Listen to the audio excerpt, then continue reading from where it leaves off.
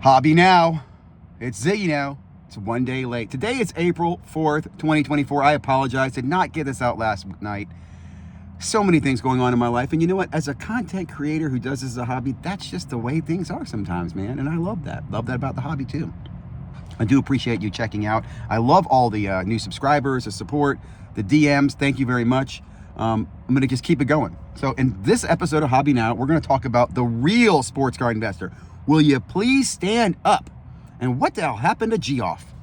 Where is he doing? Is he for... Anyway, $9 content subscription service. I know it's more than your Disney Plus or your ESPN Plus or Hulu. Is it more than Hulu? I don't know. Anyway, we'll talk about that. Card altering. I'm going to remind you about this for a while because it's always been there. People just talk about it when it's in the news. But it's always going on, card altering. And what people are doing, what they're upset about, we're going to talk about it. Vintage Shack is upset about card altering. PSA 6. Grading. I'm grading my own cards now. What am I going to do? Am I cracking cards? Am I flipping cards? You can make money in this. Did you realize there's people making real money? There are real sports card investors. What the hell am I doing? We're going to talk about that today. And I'll give you an update on kind of what's going on in my own little hobby world. Thank you very much for stopping by. Like I said, I do appreciate it. Like, comment, subscribe. Let's start with the real sports card investor. I want to approach this in two ways. First of all, what the hell's happened to Jeff? Since he's gotten into Cards HQ, I think the biggest change is that he is now an LCS. He's not, and I don't mean this is the wrong way. LCS guys will appreciate this. He's not honest, right? And if you're selling a product that you know has bad value, bad return, and we all know this, and here's the best part, you're just a middleman in that transaction. Like, that's what's really weird about the local card store routine, is that it's kind of like if you're a drug dealer selling a bad drug, or like this, if you're a drug dealer that you know is cutting the drug and giving you a worse drug, and they know it's bad. I don't know. It's awkward. But like Jeff has had, this is a lot of value out in this box. I think the video that did it for me was when this kid came in with his mom, and the mom for his birthday bought him like a 2,000 box of Definitive. And Jeff made it sound like this was the best box in the world. Whoa, this is a great hit. I'm thinking to myself, is it? Was that a good sports card investment? The real sports card investors, I'll be quite honest with you. SCV, sports card, SCV, sports card, Santa Cruz Valley Sports Cards. He's a real sports card investor. Little Victories, real sports card investor, and Tyler Short. All three of them, big fan of all three of them. And I said I've been following them for years, and they've really now put out content. They've shown receipts. They've shown their eBay sales. They also, all three are big eBay sellers, regardless of all these other platforms. I mean, I don't think any of them are using Mascot either. You know, not that I think they have to post on multiple platforms. It's interesting. I would love to interview all three of them. I'm frustrated. Like, these guys have been doing this forever, and the internet has been looking at Jeff for sports card investment advice. And I'm thinking to myself, Jeff, you've been terrible at it. Terrible. Like, you should at least recognize these three guys and bring them under your umbrella as, hey, these are real sports card investors. Let me show you what they're doing. I remember even talking to Jeff about this years ago, about the real money is in raw to grade. And I don't think he's ever approached that as a topic on his channel. I don't know why. Every now and then he talks about cracking, or they'll buy cards, they'll rip a box, talk about grading it. But he's just totally skirted around that. So let's come back to the real sports card investors. If you're not following them, you should. I've recently talked to my 16-year-old son. My 18-year-old son's going to college next year. My 16-year-old son, my 14-year-old son. I'm really trying to spark their interest in sports cards again, but not, and I'll be honest, not as a collector. I am trying to bring them back as complete. Let's make this a business. Dad will back you. I'll give you the cash. You guys buy and flip the cards. We're going to do raw to grade to eBay. Let's do it. I'm serious. My oldest son, he's skeptical. I don't believe it. I'm like, these three young men, and I think SCV is a perfect example. I don't know the age of Little Victories. I believe he's an adult.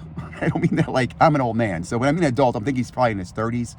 I think Tyler's involved in his 30s as well, which is harder to relate to a 16-year-old. But when I can say to my son, look at SCV. This kid's 22 years old. He's making money. Okay, look at what he's doing. Look at his receipts. I love that. Look at his receipts. I'm excited about that. It's actually gotten me back into thinking about the hobby in a different way. And I know it's almost made me feel like my collector side is dying and the investor side is rising up. But it's just, it's interesting. I guess my point to this, look, Those are the real sports card investors. If you know of other sports card investors out there like that, let me know. And I think many people are doing similar things. Like those people who know. I also say this too. At some point, we recognize there's a competitiveness in it, right? I think SCV said that. I'm not going to tell you what cards to buy because I'm out there trying to buy them, right? Tyler talks about how he looks for cards, the timing he looks at cards, why he doesn't bring, why he's not trying to, grade a 2013 card. There's just so much great insight out there, guys. Okay. Transitioning, talking about content creators with great insight, great value. None of these guys, by the way, none of them, I believe, have a join button or Patreon or charge you for their content. And thank you for not doing that. I don't think they need to, right? They're so successful at what they're doing. Like, well, why would I, what am I going to do? Become Eric Michael, right? Or some other grifter? Now, I want you to do me a favor now. Everybody's familiar with the Patreon. Well, Step Back Patreon channel. Hold my beer, join button. There's a new content creator service out there that's charging $9 a month. That's $108 a year. There was no discount for a yearly membership that I saw. Just $9 a month. You get access to their videos early. You get, I guess, a live session with them. I don't even think you get merch, but maybe you get like a merch discount. I don't know. What do you guys think about that? Like, I'll be quite honest. I think it's a grift. I mean, as soon as I see that, I didn't like the join button that Neo added back in 2021, and he banned me for a few weeks for calling it out. He did bring it back. I know it's there. I just accept. I accept the fact that there are people look, I'll put it this way. There are gullible people every day who will give you their money. I just choose not to take that money that way. I'll leave it at that. But going back to this, I just want to drop this real quickly. Chasing Cardboard. Chasing Cardboard is charging $9 a month for their access to their subscription. Now, why that's interesting to me, okay? Also, I will say, when you see their membership, they also have a membership, I think it's $29 a month for Uncommon Reseller, which again, I don't even know anything about that. I think it's like selling eBay stuff on eBay, which is great. I think it's high in my opinion, but people want to spend their money any way they want to, support the channel. The $9 a month for access to the thing I thought was interesting because it's coming from Bench Clear Media. And just the other day I watched Mike, baseball card collector, on Bench Clear Media questioning, can you really be a collector and sell cards at the same time? Like, is there an ethical dilemma? And he's even recognized he's selling cards now. He sees that people do fund their collections by selling cards. I think 99% of people sell their cards at some point. Maybe not in the beginning, somewhere they see value, they want to trade, they run out of cash, whatever it is. There are very few, that never sell cards, right? But that's very rare, and eventually those cards get sold because those people, well, they don't live forever. But back to this, Mike was calling out this, and I thought to myself, well, isn't it worse that you guys are selling your content for $9? I mean, like, that is almost up there with like Invest, what's his, Sports Card Invest guy, and Eric Michael. I mean, you're right in there with those guys. Like, I don't know. And then again, $9 a month. Dude, like I said, there are subscription services that are $9 a month. And then last comment I will just make on this. It makes me think when you see people doing this is, are you not making enough money in your current plan? Like, were you not making enough money on just buying collections and flipping them, and then advertising revenue, and then traffic? I don't know, that you need to add a join button? And not even a join button, it's join button plus, subscription service. Maybe that's always been their plan. I do say I have seen some content creators, and you can kind of tell them. I always look at it like this. You can tell, are they a shark or are they a dolphin? Is the fin straight coming in the water, or is it bopping up and down, right? The dolphins are the friendly ones playing around. Hey man, how you doing? AIH is a dolphin. He's friendly. Sharks are the ones that are just coming in the water, and they're there because someday I want to be a full-time influencer. I want to make so much money that all I have to do is put the YouTube channel on, and I become Alpha Invests, or what's that? Mr. Beast. That could be me. I don't want to hate on those people. I wish them the best, but let's be honest. I've said this before. You set yourself in an ethical dilemma when you're doing stuff for money, when it's your sole purpose. Like, if you have to pay the mortgage and you need the money, I know I'm willing to do stuff that I'm doing almost anything I could to support my family, right? I'm not going to sit there and say, I'm going to kill, rob, steal, trim cards. I'm not going to do that, but I understand what people will do. And I think that's why I love the fact that this is a hobby to me. It is a hobby. I enjoy it. I have fun in it. I don't need it, right? So anyway, that's my position on the content subscription service, which I find very interesting. Let's talk a little bit about card altering. I just mentioned it. I brought it up. I'm not going to trim cards. Would I use Kurt's Card Care on a card? I don't know. I'm going to be honest with you. I don't know. To date, I don't have Kurt's Card Care. I haven't ordered it yet. I haven't had a need to. I have had a need to.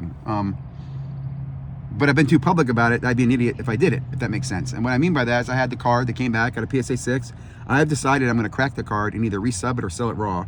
Because I looked the card over, and although I have found this very, very, very, very small ding, which I did not see in the original video, which again, this ding is so hard to distinguish.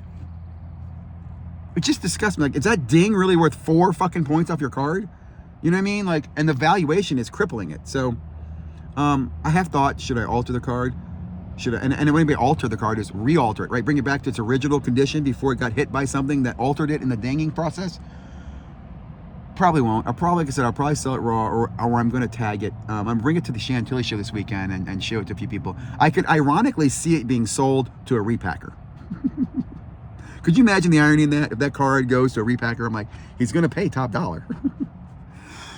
But I bring that up because I was on Kurt's Card Care website, and I did check out all the tools he recommends. And one tool that came really of interest to me was he has this magnifying device. It's basically like a little, it's for soldering and electronics, right? But it's basically a little board, has a microscope on top of it, and then you can control the zoom in, zoom out, and you see a screen up here, you can see the image. I'm thinking, this is freaking awesome. Like, every buddy in cards should have this. Like, everybody who's looking at cards should have one of these devices.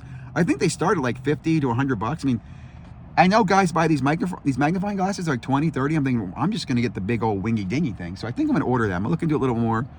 And then my other thought was, well, if I see the damage to the card or see the ding, so I'm still going to grade. Will I become overcompensate? I don't know. Ultimately, the goal is I want, like I said, I come back to the beginning. I'd love to get my boys into making money on this. If we can gem cards and get 10s, I think that's the way to go. I could see one of my sons coming to me with Kurt's Card Care and going, hey, Dad, we can fix these cards in the 50s. What do I say to him? Now, I know what you're saying, Ziggy. Why are you taking so long to respond? I know it's something that's the wrong thing to do, and here are all the downsides of it. But at the same goddamn time, guys, I'm going to tell you, other people are doing this. Like, it's kind of like, as a Catholic, I'll give you an analogy. As a Catholic, you shouldn't masturbate. It's a sin.